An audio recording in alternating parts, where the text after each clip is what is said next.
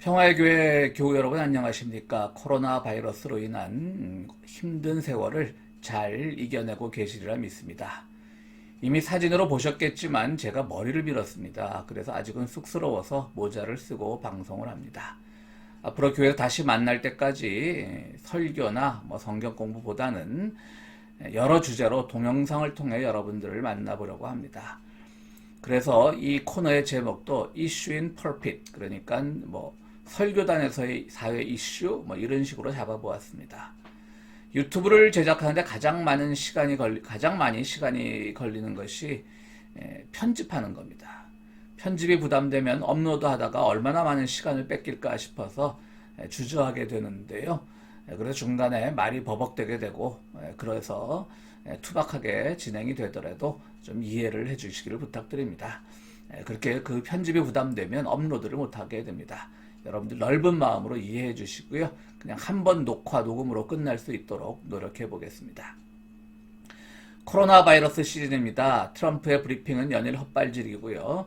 주지사나 시장들하고도 조율이 안 됩니다. 그 중에서도 뉴욕이 제일 큰 문제입니다. 어제 기준으로 하루 100명 이상이 사망했고요. 총 사망자가 400여 명에 이르고 있습니다.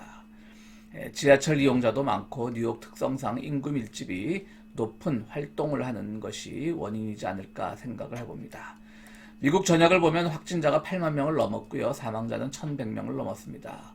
우리가 사는 로스앤젤레스 카운티는 어제 기준으로 확진자가 1,200명 정도, 사망자가 21명으로 되어 있습니다. 상대적으로 안전하지만 여러분들 모두 조심하시기를 바랍니다. 요즘 코로나 이야기는 많이들 하실 터이니까요. 그 이야기는 미뤄두고요.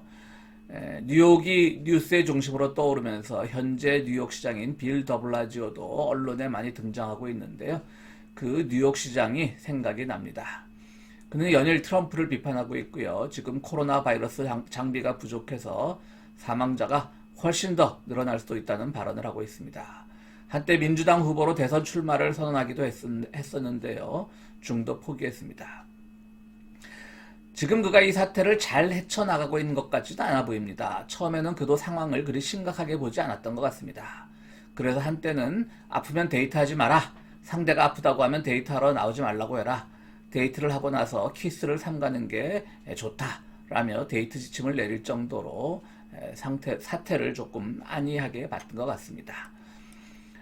그런데 저는 이분이 2013년 뉴욕시장에 처음 당선될 때부터 그의 특이한 이력 때문에 관심을 가졌었습니다. 그의 이력 가운데 가장 파격적인 것은 그가 20대일 때 사회주의 성향의 니카라과 반군인 산디니스타들을 돕는 데 참여했다는 것입니다. 그가 직접 반군으로 참여했다는 뜻은 아니고요. 그들을 위한 후원 활동, 후원 운동을 미국에서 펼쳤다는 얘기죠. 그가 뉴욕 대학을 졸업하고 컬럼비아 대학 국제공공정책대학원에 진학해서 남미의 정세, 남미의 사회주의 정책들을 연구하게 된 것도 그와 무관해 보이지 않습니다. 당시에 그 니카라과 반군 산디니스타 지도자는 오르데가였는데요. 그는 1979년 33살의 나이로 무려 40년 동안 철권을 휘두르오던 우파 소모사 정권을 몰아내고 대통령에 취임했습니다. 그러나 레이건 행정부는 오르데가가 공산주의자라는 이유로 소모사 잔존 세력인 콘트라 반군에게 뒷돈을 대었었고요. 그 결과 니카라과는 끝없는 내전과 혼란으로 돌입을 했었습니다. 지금 뉴욕시를 잘 이끌고 있는 더블라지오 시장은 20대 때부터 산디니스타 후원을 위한 미국의 시민단체에서 활동을 했던 것이죠. 한국식으로 말하면 뉴욕시장은 빨갱이 시장입니다. 사회주의 반군 산디니스타를 후원했으니 얼마나 빨갱이겠습니까? 지금 니카라과는 오르데가가 다시 2006년부터 5년 임기 3선에 성공을 해서요. 아직도 대통령직을 수행하고 있습니다. 그렇기 때문에 베네수엘라처럼 미국의 입장에서는 눈의 가시이기도 합니다. 이 더블라지오 시장은 가족관계도 특이합니다. 더블라지오의 아버지 데이비드 비렐름은 진보적인 경제학자였는데요. 그가 사회주의자라는 이유로 여러 가지 공직에서 다 쫓겨나게 됩니다. 그 결과 그는 알코올 중독에 빠져들었었고요. 그래서 그가 8살 때, 더블라지오가 8살 때 그의 부모는 이혼하게 됩니다. 더블라지오는 아버지와 함께 살지 않고 외가 쪽에서 어머니와 함께 살았는데요. 그렇기 때문에 그는 고등학교를 졸업하면서 아버지의 성 비렐름을 따르지 않고 어머니 쪽 성인 더블라지오를 따라서 오늘날 빌 더블라지오라고 불리게 된 것입니다. 그의 흑인 아내인 맥크레이는 더블라지오보다 6살 연상입니다. 맥크레이는 16살 되던 해 미국 내 흑인 여성으로는 처음으로 공개적으로 동성애자임을 공개하는 글을 실을 정도로 아주 성소수자 운동에 앞장섰던 여성인데요. 그런데 레즈비언 삶을 살다가 드블라지오와 결혼했습니다. 드블라지오와 맥크레이 사이에는 아들 단테와 딸 키아라가 있는데요. 아들 단테는 흑인들의 자부심을 상징하는 커다란 아프로 형식의 머리 스타일을 한 것으로 그의 아버지가 처음 뉴욕 시장에 출마했을 때 그 모습을 동영상으로 찍어 선거 캠페인에 이용하기도 했습니다. 더블라지오는 시장이 되면서 최저시급을 $15로 인상했고요. 역대 최저 수준의 뉴욕 범죄율을 관리 감독했고요. 4살 어린이들에게 어린이집을 무상으로 제공했습니다. 그는 트럼프 대통령과 강경하게 대립하는 것으로도 유명한데요. 그는 한때 언젠가 기자회견에서 트럼프 재단이 소유한 8개 건물이 뉴욕시의 대기를 심각하게 오염시키고 있다. 그렇다면 그들이 그린 뉴딜 정책을 준수하지 않으면 엄청난 벌금을 내야 할 것이다라고 지적하기도 했습니다. 그린 뉴딜 정책이라 함은 뉴욕시에 위치한 대형 건물이 2030년까지 온실가스 배출량을 30%까지 줄이도록 하는 내용을 포함하고 있습니다. 그가 지금은 코로나 앞에서 리더십이 시험받고 있습니다. 줄곧 진보의 길을 걸어온 그가 이 위기를 잘 극복하기를 바랍니다. 저는 지난 2006년 미국 장로교 목사들과 함께 니카라과 선교여행을 다녀온 적이 있습니다. 일반적인 선교여행과 달리 그때 돌아본 것은 산디니스타의 거점이 있었던 지역들이었습니다. 마치 우리나라로 치자면 빨치산들의 거점 같은 곳이었죠. 그리고 기타 도시 안에도 전투의 상흔이 남아있는 곳들을 둘러보았습니다. 저희가 그 선교여행을 갔을 때 오르데가가 다시 대통령에 당선되어 정치를 하고 있었습니다.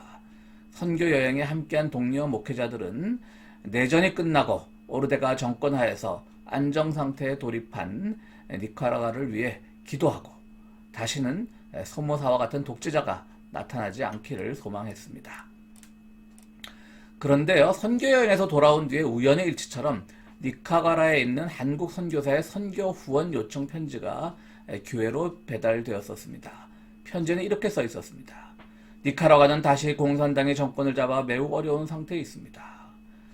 우리는 지금 선교에 도전을 받고 있습니다. 여러분들의 많은 후원이 필요합니다.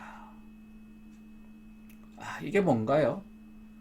당시 니카라과 전국을 안정기에 접어든 상태로 분석한 우리 미국 장로교 목회자들과 공산화되었기 때문에 나라가 어려워졌다고 말하는 한인 선교사의 태도는 너무나 달랐습니다. 선교의 자유만 보장되면 무시무시한 소모사 같은 독재 정권이어도 괜찮다는 이야기인가요? 선교란 게 뭡니까? 단순한 포교 활동은 아니지 않습니까? 단순히 교세 확장은 아닙니다. 선교라는 것은 주님이 선포한 정의, 자유, 평화들, 사랑을 가르치는 것인데 그것을 좀 더 편하게 하겠다고 독재 정권이어도 좋다라고 하는 그러한 발상은 어디서 나온 건지 의심할 수밖에 없었습니다. 우리 교인들은 당연히 열려있는 교인들입니다. 진보적인 교인들입니다. 그러나 조금 더 열린 기독교인들이 되었으면 좋겠습니다.